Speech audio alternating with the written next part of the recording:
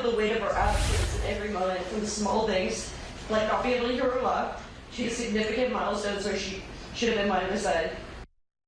Heartbreaking words from the family of an Albany woman killed by her estranged husband. Today, they learned that the man responsible for their loss will spend the rest of his life behind bars. Fox 12's Ezra Kaplan has more on today's emotional testimony. It has been 4 years since I last saw my mother. 1,788 days, or 58 months and 3 weeks. Every single day, the absence has felt deeply. The family of 37-year-old Tiffany Lazan fought through tears, speaking on their loss and grief. This tragedy has shattered my world and created a void that may never be filled.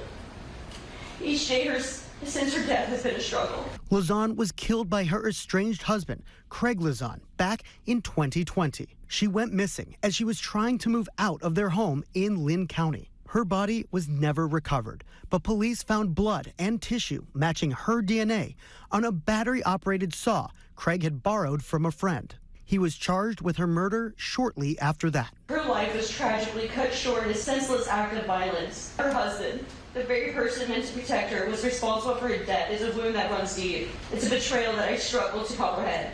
The man who vowed to love and care for her took her life.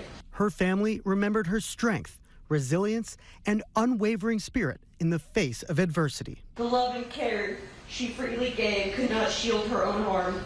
I grieve not only for what was taken from her, but for also what was stolen from me and our family. The future moments we will never share haunt me. My kids, my wedding, my life.